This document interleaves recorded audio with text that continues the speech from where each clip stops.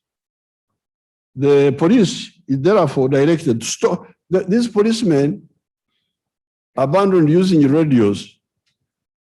I think this was under the regime of Kale. They abandoned using radio. They now use mobile phones. Hello, hello, hello. Now, mobile phone, you talk to only one person. Police don't work like that. Police work on a network. It's like a village where you make enduro, because when you make enduro, the whole village wakes up. The camera people should, when they are watching, they see something like that, they should shout and say, "Uyo, uyo, uyo, uyo." And then everybody should be hearing. You should be on the same network. Not looking for the DPC who is asleep. No, we don't need DPC. We just need the people on duty. Whether DPC is asleep or not, it's none of our business. The police post, the police station must always be open and on radio communication, and everybody should be communicating. Something happens here, the whole system knows. Henceforth, the police is directed, again, I had already directed them, but I repeat it, stop using mobile phones and go back to using radios that are open to all stations so that they can act promptly in emergencies like the one of General Katumba. In addition to the cameras, our security leaders have been working on my directive of installing the digital monitors. This was part of the 12 points, to have a digital monitor in every vehicle, every piki-piki, so that wherever you are, the command post can know. I know some people want to hide where they are going for some very simple reasons. But please, we have got very serious issues we are dealing with. You will have to forgive us. After General Katumba and General Tumwene, we are the people working on that particular system. The one of digital monitors. And when you try to tamper with it, we see you.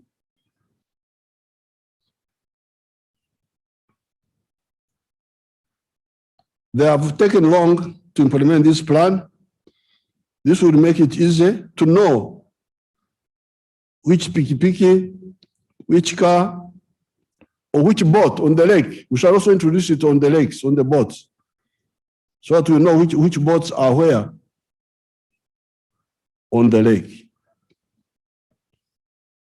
The country is secure. These people who are involved in the Katumba incident, I am sure we shall get them, because we already have good leads. We shall get them. And I'm following you also very, very closely. But this is different from the Kajezis, from the Kawesis, because at that time there are so many things which were not in place. Now we have some of the things in place. Not all, but it is much easier this time. The country is secure, is progressing, and corruption and disorientation will be defeated. Right Honorable Speaker, I have not yet appointed a Prime Minister, and therefore I'm not able this time to present the legislative program. I will present it when the Prime Minister is appointed.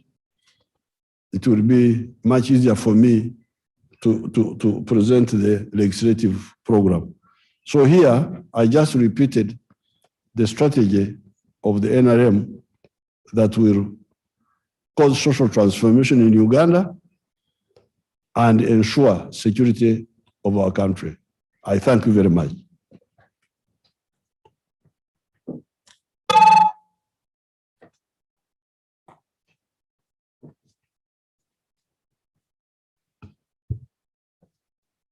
Item 7 on the order paper, adjournment.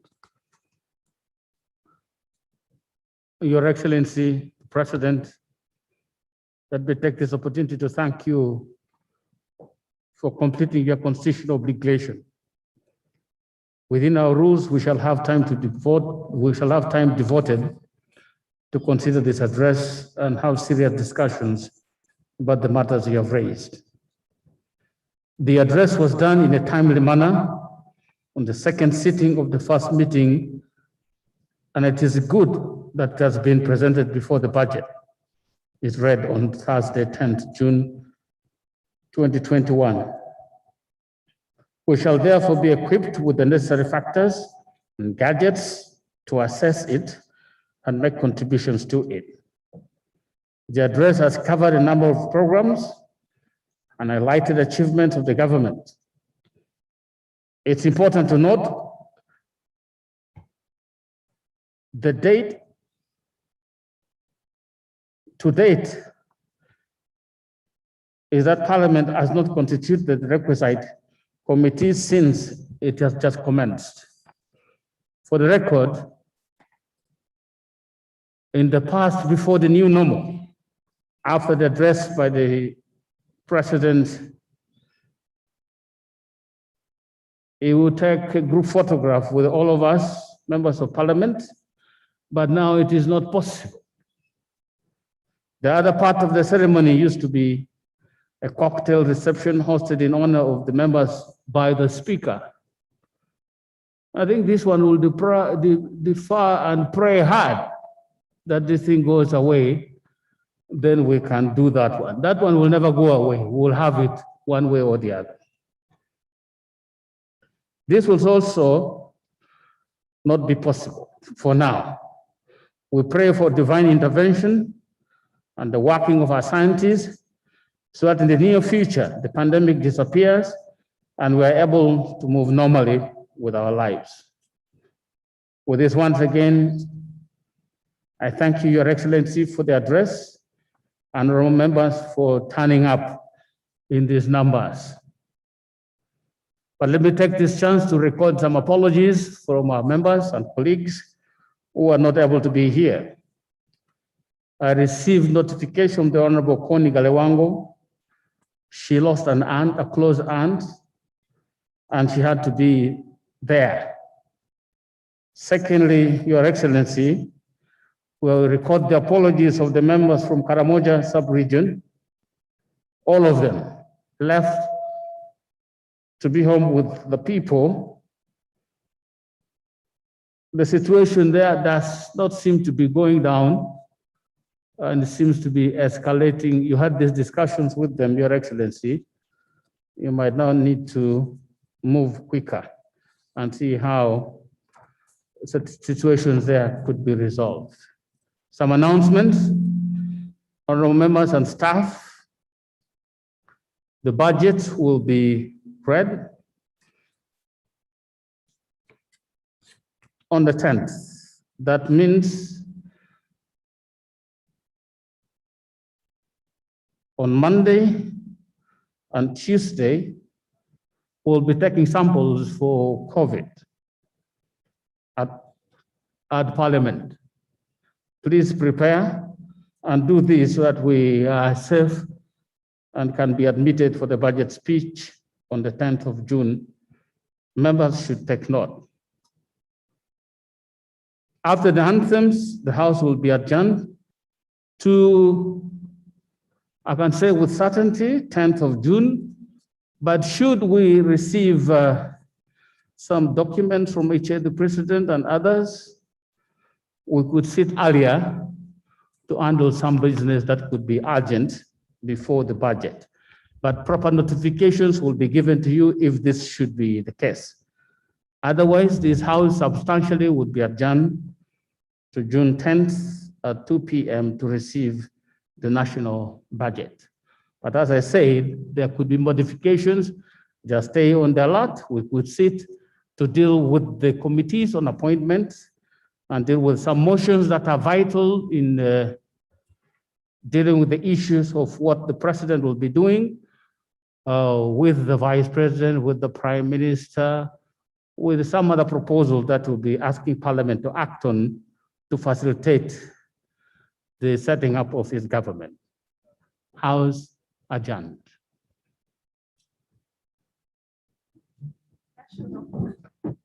Anthems in reverse order.